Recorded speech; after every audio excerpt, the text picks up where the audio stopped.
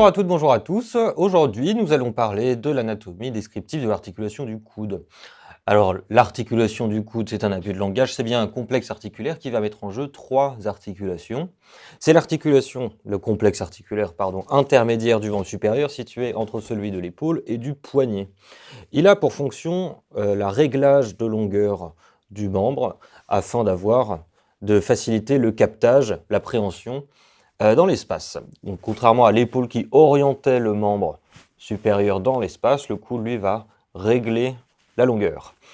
Donc, l'articulation, le complexe articulaire du coude, met en jeu trois articulations. L'articulation entre l'humérus, l'os du bras, et le radius, l'os latéral de l'avant-bras, l'huméro-ulnaire avec l'ulna, l'os médial de l'avant-bras, et les deux os de l'avant-bras qui s'articulent ensemble dans la région proximale, la radio-ulnaire proximale. Nous parlerons aujourd'hui de la flexion-extension de coude. Les mouvements de pronosupination seront abordés plutôt avec le poignet. On commence en situant globalement l'articulation du coude dans le corps humain. Donc le coude, il commence au niveau de l'épiphyse distale de l'humérus et termine après les épiphyses proximales, radiales et ulnaires. Le coude peut avoir plusieurs fonctions. Il peut être au service de l'épaule en faisant des mouvements de force ou bien au service de la main en faisant des mouvements de finesse. Il a la musculature qui lui permet de remplir ces différentes fonctions. Nous allons commencer par décrire ces surfaces articulaires qui le composent. On commence par une vue antérieure globale du coude. Donc j'avais dit tout à l'heure que le coude servait à régler la longueur du membre supérieur afin de faire plutôt des stratégies de captage des objets. Ça s'apparente un petit peu, si vous voulez, aux mammifères qui vont capter les objets avec la région cervicale. L'organe de l'appréhension chez l'homme, c'est le membre supérieur. Donc c'est uniquement lui qui remplit cette fonction. Donc, ici l'épiphyse distale de l'humérus, avec deux fosses, une fosse coronoïdienne et une fosse radiale, qui vont recevoir les os de l'avant-bras lors de la flexion maximale. En latéral, l'épicondyle latéral qui est peu marqué, l'épicondyle médial qui lui est très marqué. Concernant les surfaces articulaires, vous en avez une par pièce osseuse, à savoir la trochlée, qui va s'articuler avec l'ulna. En latéral, vous allez avoir le capitulum, qui est convexe, qui va s'articuler avec la fovea de la tête radiale.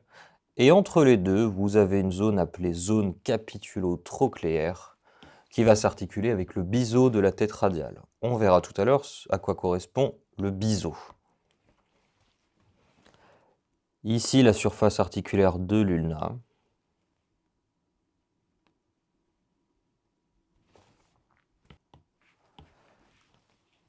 Et ici, la tête radiale,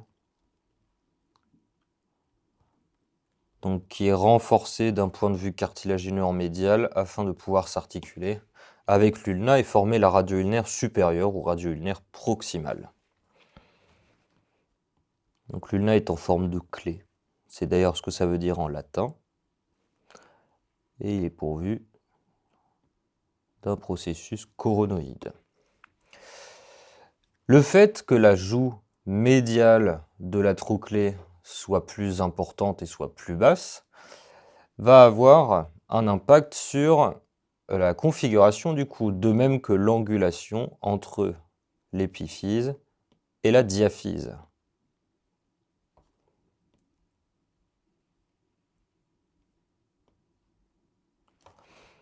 Je m'explique. Si vous mettez votre coude en rectitude, donc en extension complète, la ligne humérale et la ligne de l'avant-bras ne sont pas complètement alignés. Vous allez avoir les os de l'avant-bras qui vont être situés en valgus. Cela est dû à l'orientation articulaire de l'huméro-ulnaire et à l'angulation entre l'épiphyse et la diaphyse ulnaire. On appelle ça le valgus physiologique du coude, qui n'est d'ailleurs présent qu'en extension totale.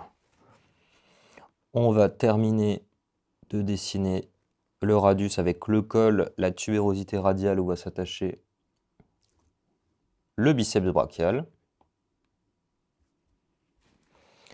Et nous avons ici une vue antérieure globale du coude. On remarque plusieurs choses. Donc, en plus du valgus physiologique du coude, on a la ligne biépicondylienne qui va couper les surfaces articulaires. Ça veut dire que les insertions musculaires présentes au niveau de l'épicondyle latéral et médial auront un faible bras de levier. Ce seront plutôt des muscles fins au service de la main. Les muscles forts, ce seront les muscles en provenance de l'épaule, le biceps notamment et le triceps, qui auront un bras de levier plus important.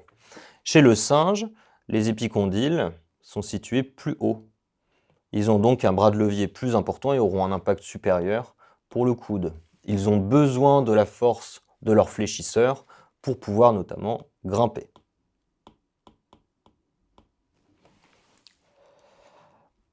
Donc on distingue ici l'articulation huméro-ulnaire, ici l'articulation huméro-radiale et ici l'articulation radio-ulnaire supérieure. Nous allons décrire chacune d'entre elles. On va d'abord commencer à décrire la palette humérale. Donc on a décrit du coup ces surfaces articulaires. L'huméro-ulnaire est de type trochléaire ou gynglime, elle n'autorise que la flexion et l'extension. L'huméro-radiale est de type sphéroïde, donc elle a 3 degrés de liberté, mais elle n'autorise que 2 degrés de liberté en raison de sa proximité avec l'ulna. La palette humérale est donc déjetée vers l'avant. Ça va impliquer plusieurs choses. Donc on va d'abord partir du principe qu'elle ne l'est pas. Donc la surface articulaire serait ici, plutôt. Eh bien, si jamais elle n'était pas déjetée vers l'avant, eh bien, tout simplement, on aurait l'ulna qui est en flexion maximale, viendrait buter beaucoup plus rapidement contre l'humérus. Donc le fait qu'elle soit déjetée vers l'avant, ça va lui donner beaucoup plus de liberté. C'est-à-dire que l'ulna est ici. Et ça va lui donner beaucoup plus d'amplitude. Il va pouvoir aller beaucoup plus loin avant de buter contre l'humérus. Ça, c'était pour la palette humérale. Ensuite, on va décrire les surfaces articulaires de l'ulna. Pour cela, on va faire une vue en 3 dimensions. Ici, on sera en haut, ici en médial et ici en antérieur. On représente quand même la palette humérale pour une meilleure compréhension.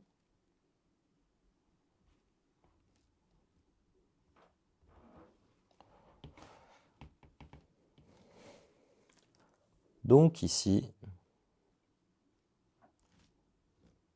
la trochlée avec la joue médiale plus large et qui descend plus bas, séparée par une petite gorge, une petite crête sagittale. La zone capitulo-trochléaire et le capitulum. Eh bien, l'ulna a les surfaces articulaires configurées de la manière suivante. Là, on fait les trames osseuses. Ce qui va s'articuler avec cette partie-là, avec la trochlée, ça va être l'incisure trochléaire de l'ulna, qui va être formée par la partie supérieure du processus coronoïde et la face antérieure de l'olécrâne. Ici, je dessine la face antérieure de l'olécrâne. Le coronoïde, il est là. Et c'est bien sa face supérieure qui va finir de constituer la surface articulaire. Donc la partie supérieure, 2 joues, une latérale plus importante, séparée par une crête sagittale, et la partie supérieure de l'olécrane.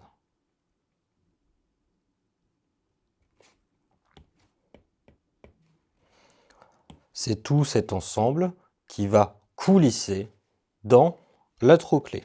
Cette surface articulaire, donc ici, elle est oblique vers le bas et le dedans pour la surface humérale. Ici, au niveau de l'ulna, cette surface articulaire va être oblique vers le haut et l'avant. Alors, j'ai mal fait la flèche. Voilà, ce sera plutôt comme ça. Ensuite, donc ici, on peut visualiser aussi le capitulum. Le capitulum, c'est cette partie-là. Donc c'est une sphère convexe qui va répondre à la fovea de la tête radiale. Pour bien la mettre en évidence, on va faire une vue supérieure. Hop. Donc ici, on sera en avant. Et ici, en latéral. On va représenter la face supérieure de l'ulna pour montrer sa proximité avec le radius. Ici, les deux joues de l'incisure trochléaire avec la joue latérale. Et bien la tête radiale, elle va s'articuler avec l'incisure radiale qui sera présente ici. On retourne rapidement sur le schéma d'avant. L'incisure radiale sera située en dessous de l'incisure trochléaire. Et c'est cette surface articulaire auquel la tête radiale va répondre. Donc ici, on va enlever la flèche. Donc la tête radiale, au niveau de sa partie supérieure, elle est concave, c'est-à-dire qu'elle est creuse. La fovea de la tête radiale, c'est vraiment la partie toute supérieure. Elle est circonscrite, elle est renforcée notamment sur la partie antéromédiale par ce qu'on appelle un biseau. Ce biseau va répondre à la zone capitulo-trochléaire de l'humérus. Et la partie médiale de la tête radiale ici va répondre à l'incisure radiale de l'ulna.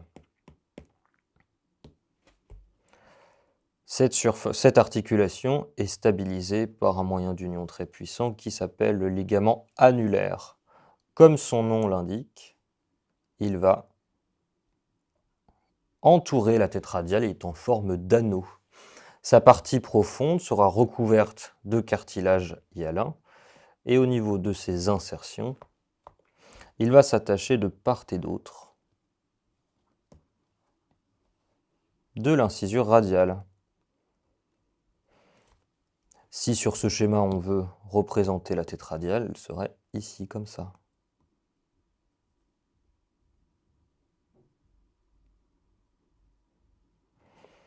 Et le ligament annulaire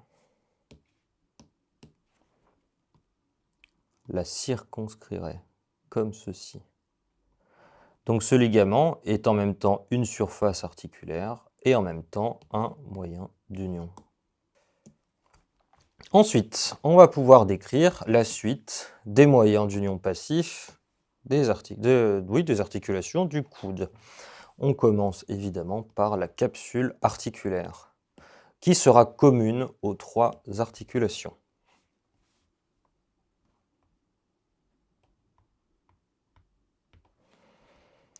On est sur une vue antérieure, ici épiphyse distale de l'humérus.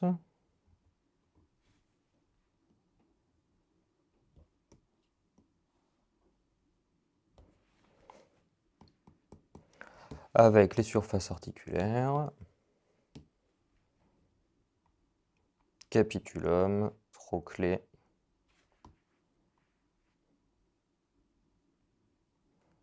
zone capitulo-trochléaire.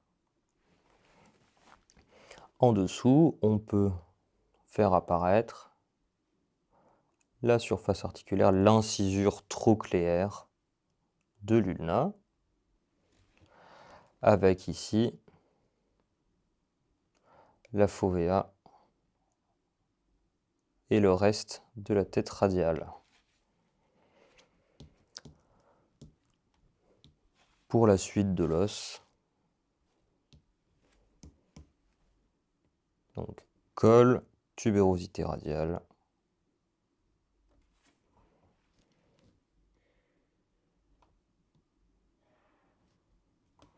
et l'angulation entre l'épiphyse et la diaphyse.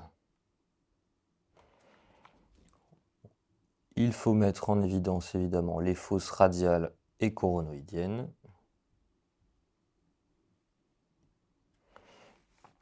Car la capsule va les prendre en compte. Lors des mouvements de flexion-extension, les épiphyses proximales des os de l'avant-bras vont buter dans ces fosses.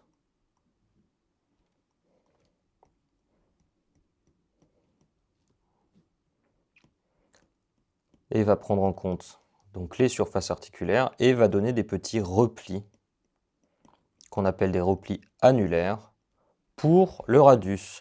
Lors des mouvements de pronosupination, vous allez avoir le radius qui va pivoter autour de l'ulna. La capsule doit donc autoriser ces mouvements. C'est la raison pour laquelle elle présente des petits replis pour pouvoir autoriser ces mouvements et qu'elle ne soit pas en tension excessive. Sur une vue latérale ou une vue médiale, on va faire vue médiale pour changer un peu, on a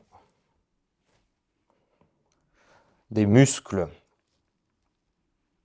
qui vont notamment renforcer la capsule articulaire et contribuer à former des cul-de-sac. Donc ici, c'est même une coupe sagittale. On a coupé l'os en deux. Pour l'ulna, c'est pareil.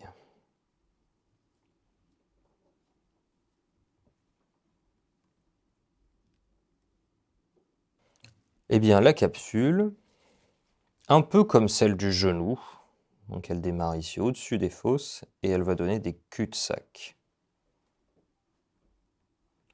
Un cul-de-sac antérieur et un cul-de-sac postérieur. Le cul-de-sac postérieur va être notamment renforcé par le muscle triceps brachial.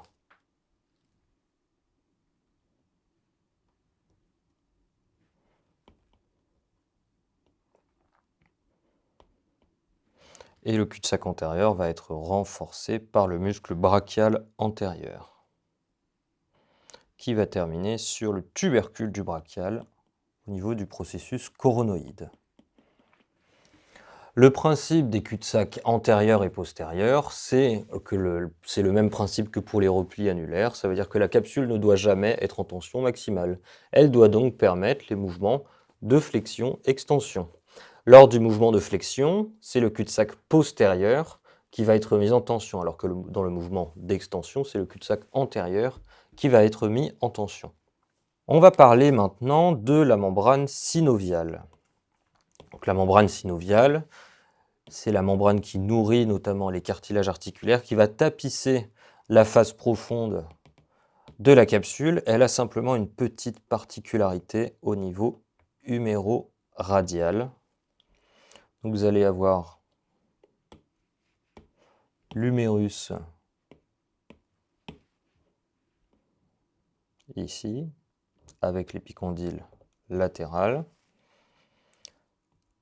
le radius ici, la capsule en vert,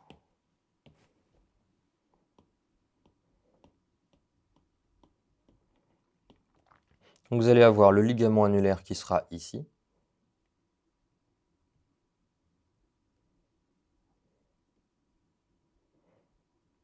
qui sera donc intracapsulaire.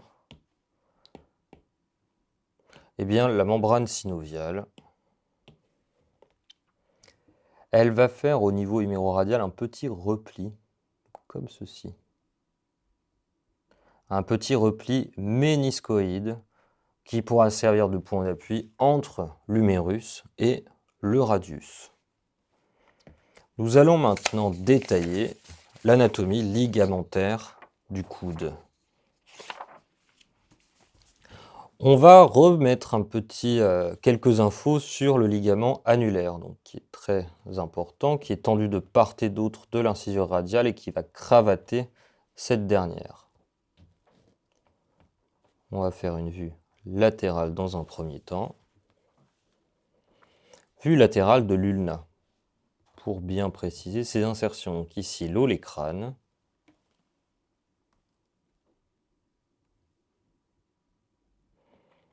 Ici, la crête supinatrice. Ici, le processus coronoïde.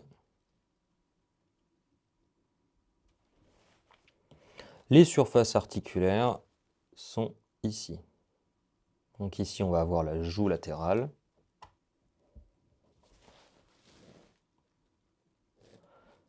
Ici, la partie inférieure de la surface articulaire. Et ici, on va avoir l'incisure radiale.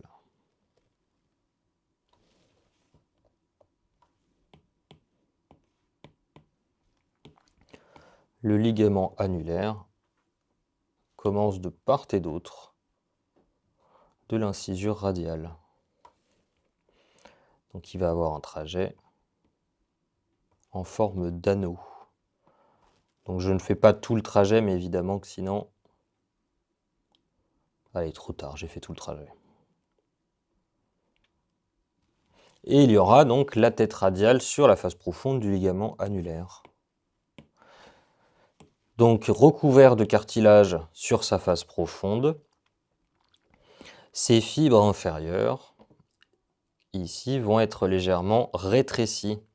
Le but, ça va être d'empêcher la subluxation inférieure de la tête radiale. L'empêcher d'aller vers le bas. Pour cette raison, il est renforcé par le ligament carré qui est tendu de la partie inférieure de l'incisure radiale au col radial et qui va contribuer à empêcher la tête radiale d'aller vers le bas. C'est un maintien puissant mais souple. Si le système ligamentaire est trop rigide, il n'y a pas de mobilité.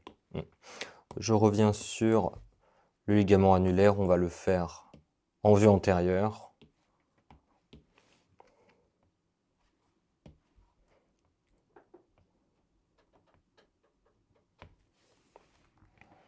Donc ici, simplement, on ne refait pas la surface articulaire, c'est l'ulna.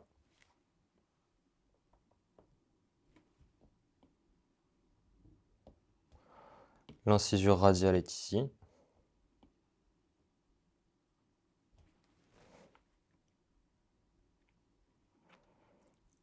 La tête radiale.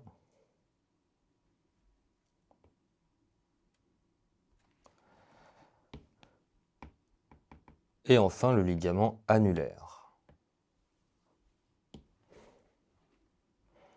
qui va donc faire le tour, cravater, circonscrire la tête radiale.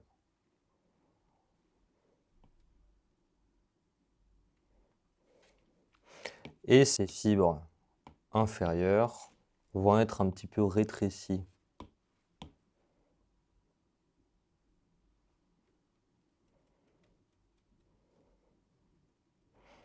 Voilà, et on peut représenter aussi, si on continue, le corps du radius.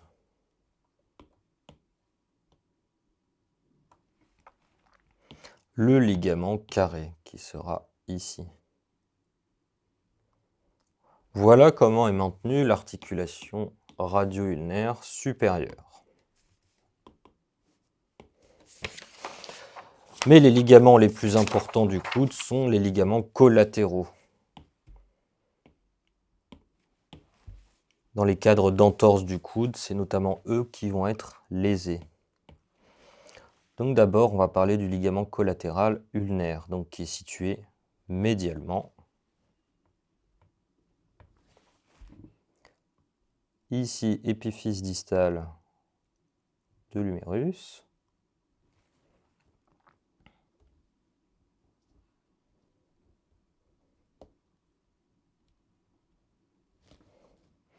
avec l'épicondyle médial, l'ulna,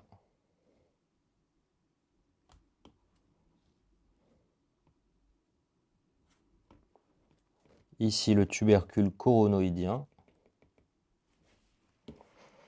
où va notamment s'attacher un faisceau du ligament collatéral ulnaire.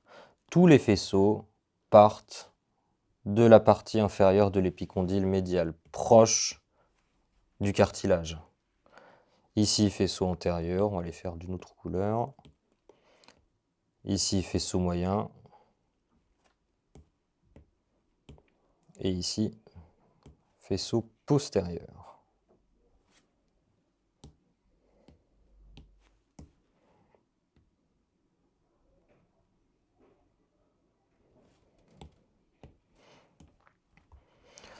Si on commence par le faisceau antérieur, il va se diriger vers le bas, l'avant et le dehors et va terminer sur la partie antérieure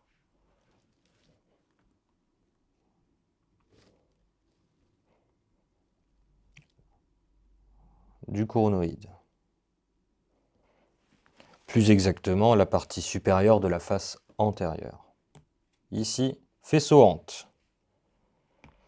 Le faisceau moyen est le faisceau le plus puissant. Il a un trajet quasiment vertical et il va terminer sur le tubercule coronoïdien. Donc c'est le faisceau le plus puissant du ligament. D'une part, de par son trajet, et d'autre part, parce qu'il est renforcé par une petite insertion. Vous avez le fléchisseur superficiel des doigts qui s'y attache et qui donc renforce le ligament. Il nous reste le faisceau postérieur qui va terminer sur la partie médiale de l'olécrâne, la face médiale de l'olécrâne. Il va avoir un trajet en éventail. Éventail orienté vers l'arrière. Ce ligament est le ligament le plus puissant du coude. Il a une action notamment anti-valgisante. Il va empêcher les épiphyses proximales de l'avant-bras de partir vers le dedans. Dans le cadre des traumatismes en valgus forcé, c'est ce ligament qui est susceptible d'être lésé. Donc on appellera ça, selon le degré de gravité, une entorse ou une déchirure ou une rupture. Voilà pour le ligament collatéral ulnaire. Maintenant, on va faire le collatéral radial. Donc qui est situé sur la partie latérale du coude.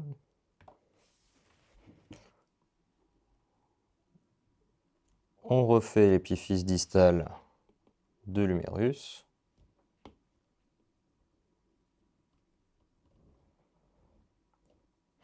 Avec l'épicondyle latéral.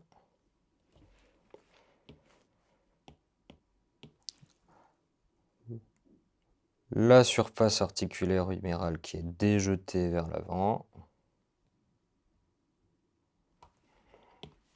Avec donc l'ulna.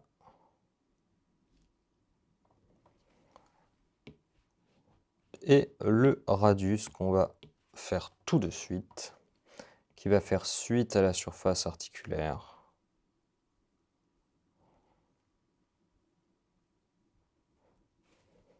Et qui va ensuite se diriger vers le bas. Là, on peut faire la suite du corps de l'ulna. Le ligament collatéral radial, comme son homologue contralatéral, va commencer sur la partie inférieure très proche du cartilage de l'épicondyle latéral. Ici, le faisceau antérieur. Ici, le faisceau moyen.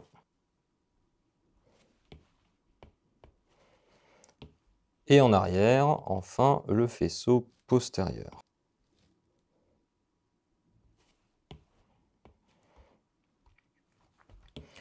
Le trajet du ligament collatéral radial est essentiellement ulnaire. Il ne s'attache pas sur le radius. Il va s'enrouler vers l'avant jusqu'au bord antérieur de l'incisure radiale Donc il va cravater légèrement la partie antérieure de la tête radiale. Et on a le faisceau antérieur qui apparaît.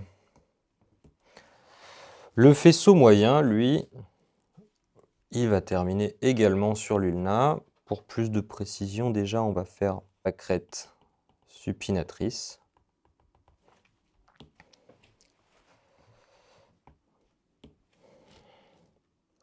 Donc il se dirige vers l'arrière, comme ceci.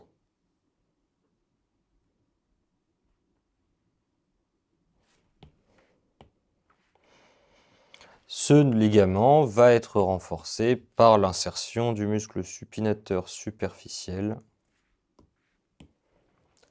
qui va s'attacher à proximité et qui va le renforcer.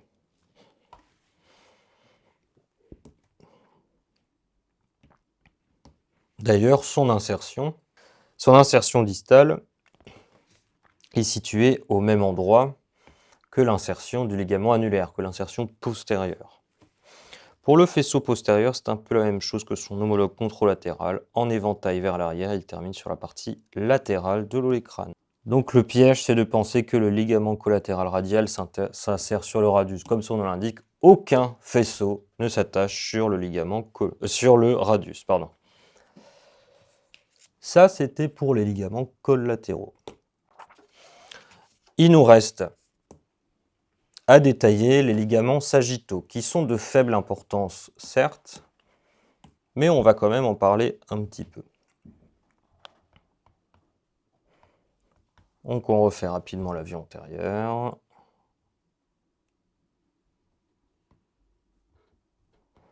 Avec les fosses. Les surfaces articulaires.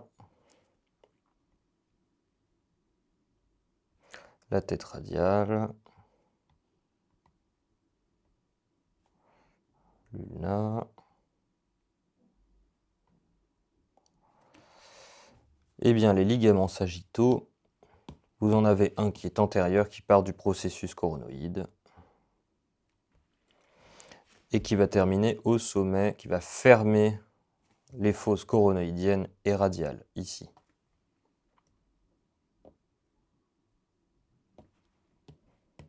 Ici, donc, ça, c'est pour la face antérieure, et vous en avez un autre situé postérieurement.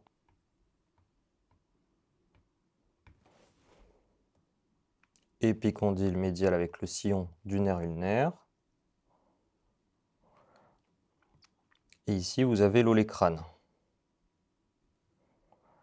avec la fosse olecrânienne.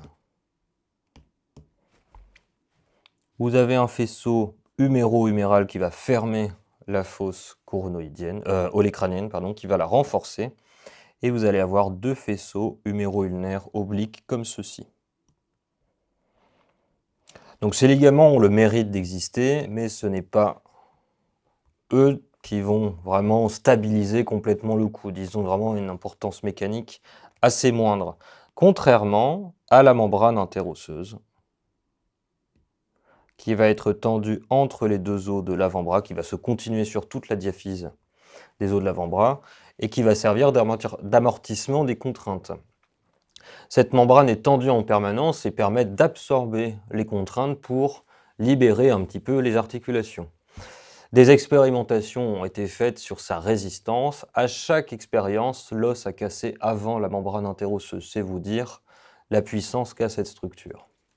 On a fini avec l'anatomie descriptive du coude. Je vous remercie d'avoir écouté et à bientôt.